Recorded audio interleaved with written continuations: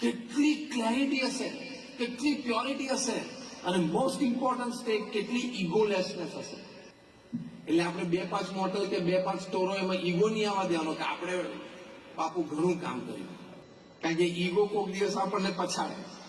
એટલે ઈગોલેસ રહેવા કે જે કંઈ થયું છે એ મને સાથ સહકાર મળ્યો છે, પરિવારનો પ્રેમ મળ્યો છે, મિત્રોનો સહકાર ને પ્રેમ છે, મારા એમ્પ્લોઈઝની વફાદારી છે અને ભગવાનની કૃપા છે.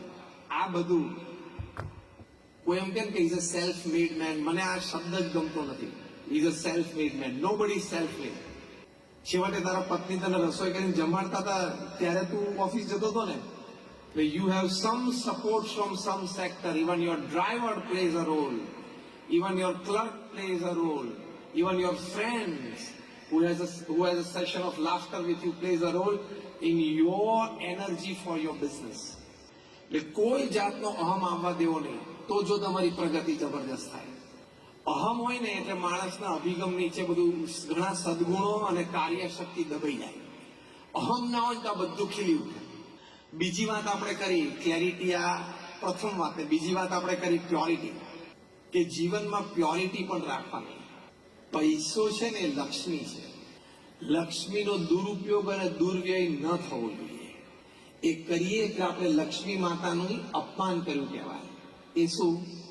તમે જુગાર રમો એટલે માતા લક્ષ્મીનું અપમાન છે. તમે લક્ષ્મીથી દારૂ પીવો છો એટલે માતા લક્ષ્મીનું અપમાન છે. તમે એ લક્ષ્મીનો ઉપયોગ કરીને ડ્રગ્સ લો છો એટલે લક્ષ્મી માતાનું અપમાન છે. એમણે કૃપા કરી કે તમારા ઘરે આવીને વસ્યા, એટલે કે તમારી પાસે અઢળક પૈસા થયા, અને પછી તમે એનો આવો ઉપયોગ કરો, અથવા તમારા સંતાનો પછી આવો ઉપયોગ કરવા માંડે, તો એ આપણી ગુજરાતી ભાષામાં એક શબ્દ છે. કોઈએ આપણી ઉપર ઘણું ઋણ કર્યું હોય, ઘણી મદદ કરી હોય, અને પછી ટાઈમે આપણે એને મદદ ન કરીએ તો આપણે શું કહેવાય? શું કહીએ? બોલો, નગુણો કહીએ ને? હા કે ના? આ શબ્દથી બધા પરિચિત છો? હા કે ના? કે આપણે નથી કહેતા કે આ માણસ નગુણો છે, એને કોઈએ મદદ કરી હોય, કોઈના પ્રત્યે સારી ભાવના રાખી હોય, કોઈ કિંમત જ નથી આ માણસ. એમ તમે જે લક્ષ્મી કમાણા, એ લક્ષ્મીથી દારૂ, ડ્રગ્સ કે જુગાર, એમાં તમે લક્ષ્મીનો ઉપયોગ કરો એટલે તમે નગુણા કહેવા. ભગવાન એમ ગણે કે મેં આને કૃપા કરીને સુખી કર્યો, અને આવો ઉપયોગ કરે છે. ભગવાનની આંખમાં ખોટા ઠર્યા અને ભગવાનની દ્રષ્ટિ ફરી ગઈ તો યાદ રાખજો, આજે નહીં તો કાલે, કાલે નહીં તો પરમ દિવસે પ્રશ્ન આવશે, આવશે ને આવશે. અને લક્ષ્મી રૂઠીને જતી રહે ત્યારે ખબર છે ને શું થાય? તમારામાં સગાવાલામાં, પડોશમાં, મિત્ર મંડળમાં કઈ અનુભવ છે કે લક્ષ્મી રૂઠીને જતી રહી હોય? હાથ ઊંચો કરો તો. સગાવાલામાં, મિત્રોમાં કોઈ અનુભવ છે? દેખાણું છે? હા કે ના? તો ઘણા બધા હાથ ઊંચો કર્યો છે. તે દિવસે તકલીફના પાર. એટલે પ્રથમ વાત આ કરવાની કે કોઈ પણ જાતનું વ્યસન ના હોય. બીજું વાત એક ડિગ્નિટીની દ્રષ્ટિએ, હું આમ ફ્રેશ થવા માટે થોડોક 2 ઘૂંટડા દારૂ પીવું તો જ મજા આવે. આખો દિવસ કામ કરીને થાકી ગયો હોય તો સાંજે જરા 2 ઘૂંટડા જોઈએ, અથવા સવારે ઘૂંટડો પીવું તો જરા ઓફિસે કામ કરવાની મજા આવે, અથવા તો ડ્રગ્સ લઈને થોડું નશામાં રહું તો રિલેક્સ થઈ જવું. આ બધા નમાલા વ્યક્તિઓના વિચાર છે. આ બધા કમજોર વ્યક્તિઓના વિચાર છે. કેટલાય મહાપુરુષો પૃથ્વી ઉપર થઈ ગયા, જે આપણે અહીંયા બેઠા છીએ, જેટલા આપણે અહીંયા બેઠા છે, એ બધાનો આપણો વહીવટ વ્યવહાર ભેગા કરો ને એટલે રતન ટાટાના છાંટામાં ના આવે. ખબર છે ને? હા કે ના? બીજું, આપણે જેટલા અહીંયા બેઠા છીએ એ બધાનો વેપાર, ધંધો, વહીવટ વ્યવહાર ભેગા કરો એટલે મુકેશ અંબાણીના છાંટામાં ના આવે. હા કે ના? બોલો. આ બંને વ્યક્તિઓને કોઈ વ્યસનની જરૂર પડતી નથી. 12 કલાક કામ કરીને આખું એમ્પાયર 100 દેશોમાં ઊભું કર્યું, અને તારે 2 સ્ટોરમાં 2 ઘૂંટણા મારવા છે ને જોઈએ સાંજ પડે.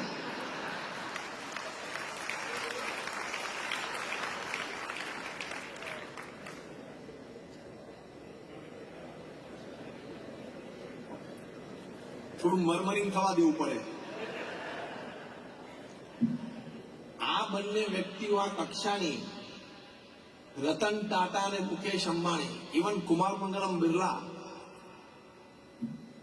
salt to software, they make everything. Kumar Mangalam Birla is a 7 lakh crore Aditya Birla group. And they have a presence in more than 80 to 100 countries. આ કક્ષાની વ્યક્તિઓને કોઈ એવો સ્ટ્રેસ કે ટેન્શન એ લોકોને નહીં હોય. આપણે 2-5 સ્ટોરમાં 2-5 મોટલમાં હોય તો આ લોકો નહીં હોય. ડિસિઝન સ્ટ્રેસના, ટેન્શનના, અને મોટા દેશના ગવર્મેન્ટ સાથે ડીલિંગ ચાલતા હોય એ લોકોના તો માઇનિંગના, નાના ને તેના ને કેટલું પ્રેશર જનરેટ થઈ જતું હોય, ખબર ના પડે. અચાનક અડધો કલાક પહેલા ફ્રેશ અને અડધો કલાક પછી સખત પ્રેશર નીચે આવી જાય. 2 જ ફોન કોલ આવે ને, આફ્રિકામાં ઝામ્બિયાથી ફોન આવે ને, આ બધું વિયેટનામથી ફોન આવે ને, મેનેજર સર આવું થયું, સર આવું થયું. એમાં તો ખાવાનું થાળી પડ્યું હોય ને, આમાં તો ખાવાનું દેખાય નહીં. એવી પરિસ્થિતિમાં એ લોકોએ કોઈ વ્યસન નથી કર્યું. એટલે આ કોન્સેપ્ટ તમે મગજમાંથી કાઢી નાખજો કે ફ્રેશ થવા માટે અથવા તો થાકી ગયા હોય તો રિલેક્સ થવા માટે જરા 2 ઘૂંટડા પીવા પડે. એ કોન્સેપ્ટ બોગસ છે, એ કોન્સેપ્ટ ખોટો છે, અને એ નમાલા વ્યક્તિનો કોન્સેપ્ટ છે, બહાદુરનો નથી.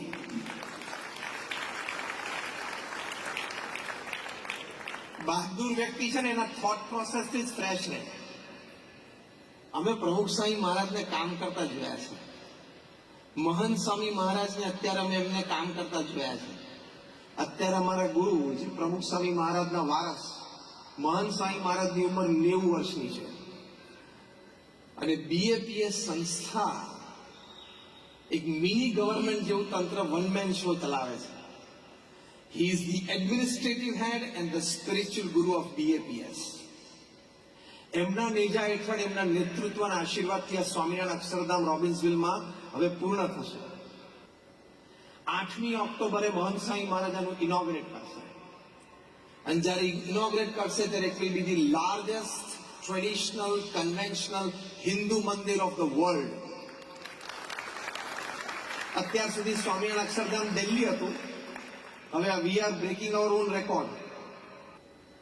83 વર્ષની ઉંમરે એ ગુરુ પદે આવ્યા. એટલે he started his career at 83 in 2003.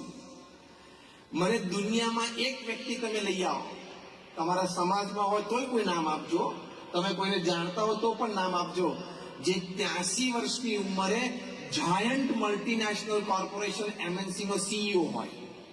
એવું એક નામ મને આપો. Nobody. મહંત Swami Maharaj accepted the responsibility at 83. તમને 83 વર્ષના કોઈ વૃદ્ધ તમારા ઘરમાં હોય, પિતા અથવા દાદા હોય, પૂછજો કે પપ્પા કાલથી આ 2 મોડલ તમારે ચલાવવાની છે, તરત ના પાડી દેશે. અને પાછું performance, if you talk from the corporate point of view, last 7 years મહંત સ્વામી મહારાજ 83 થી 90 વર્ષની ઉંમરમાં એમનું પરફોર્મન્સ ઇન્ડેક્સ અને પરફોર્મન્સ ગ્રાફ જોવો જે તમે કોર્પોરેટ પર ગણો છો.